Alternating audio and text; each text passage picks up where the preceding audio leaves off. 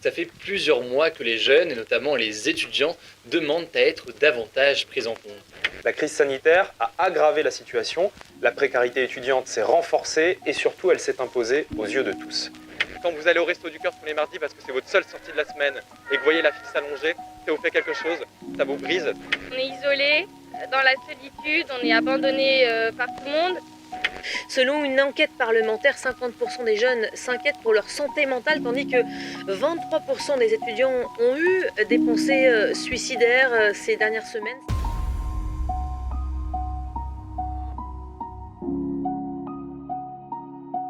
La situation dramatique de nos étudiants précarisés et fragilisés par la crise sanitaire a mobilisé les Catalans qui ont décidé de leur venir en aide. Oh Michel, tu t'en vas ? Les Gilets jaunes ont activé leur réseau et organisé une collecte et une grande distribution le 3 mars. Ces dons de nourriture, produits frais, des articles d'hygiène et de pharmacie, etc. a eu lieu dans les locaux prêtés par la MGEN en face de la cité universitaire. Ce qui se passe, c'est qu'on fait une très bonne action. C'est un début qui donne un point de départ pour quelque chose de grand. Certains produits frais proviennent d'associations au circuit court, par exemple comme la Confédération Paysanne. Pourquoi vous vous remuez là, la Confédération Paysanne là ? Parce que nous, on est des paysans qui sont solidaires déjà. Quand on voit la détresse qu'il y a dans le pays par rapport à tout ce qui se passe, là, qu'on est capable de débloquer des millions et des millions pour sauver l'aviation et qu'on n'est pas capable de nourrir les jeunes, qu'on croit en eux et il faut absolument être solidaire avec ces jeunes. Les AMAP, Alternativa 66, Campus, Miam Collectif. Des dons d'associations Gilets jaunes comme MVPO et les Jeunets du Canigou. Alors bonjour, je suis venue parce que je fais partie d'une association dont l'objet est aide et entraide.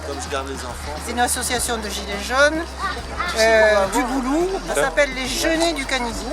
On œuvre pour les maraudes, jusqu'à présent on en avait fait mais depuis le Covid on n'a plus fait, on n'a plus l'autorisation. Donc on a pensé se joindre à cette opération étudiante.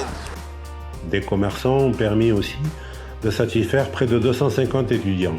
Ces étudiants nous ont fait part de leur solitude, du manque de relations sociales. Une journée de cours hebdomadaire les plonge dans un sentiment d'abandon qui les démotive.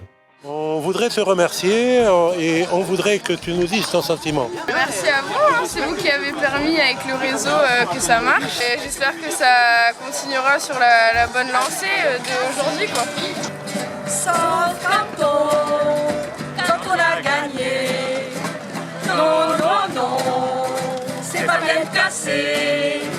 Sauf quand on a gagné. C'est clair qu'à un moment il va falloir se responsabiliser. On a vu que par le passé, empiriquement, quand un mouvement est parti, c'est parti des étudiants, donc on a besoin d'eux. Il y a quand même un bon esprit qui est là et qui est très très solidaire, qui sont prêts à être là quand on les sollicite pour venir en coup de main, comme des actions comme celle-ci, à améliorer les choses pour nous tous. Heureusement, il y a encore des gilets jaunes pour venir à leur aide alors que l'État n'est incapable de les aider. Aujourd'hui, ce qu'on est en train, c'est d'essayer de soigner des bobos alors qu'on ne règle pas le problème de fond. Donc ça serait bien qu'on arrive à enchaîner sur comment régler le problème de fond. La corruption des gens et du système, parce qu'à l'arrivée, notre impôt, le pot commun que tout le monde accepte de partager, donc payer les impôts pour avoir des structures communes, des réseaux d'eau, des écoles, des hôpitaux, tout ça, c'est détruit au profit d'intérêts particuliers. La privatisation de l'eau, la privatisation de l'enseignement, de tous les pans de la société.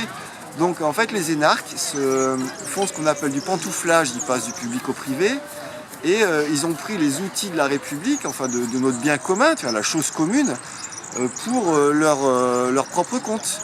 Et avec Romain Gros, on a un exemple frappant de la promotion d'ailleurs c'est la promotion à Macron, Romain Gros à l'ENA. Hein.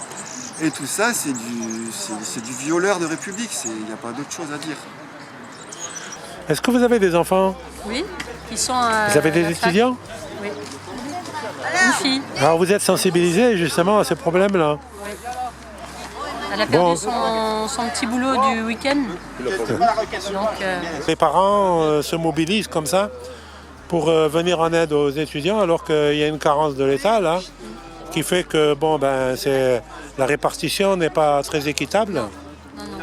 Et que donc finalement l'enseignement est délaissé un petit peu. L'enseignement, la culture, les idées sont complètement délaissées et les étudiants depuis des mois demandent des entretiens, des rendez-vous, les radios les ont sollicités, mais ils n'ont rien.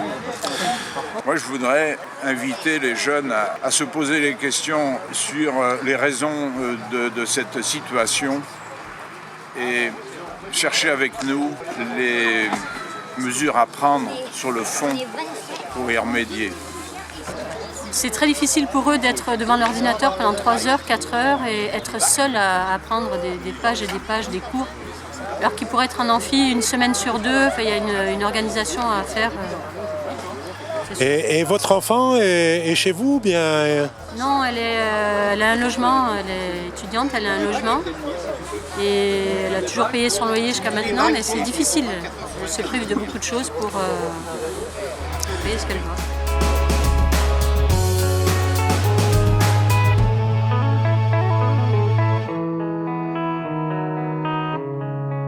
Les donateurs ont constaté ce désastre dans la politique éducative qui conduit nos enfants et petits-enfants à vivre des moments très difficiles en temps normal et dramatiques dans cette crise.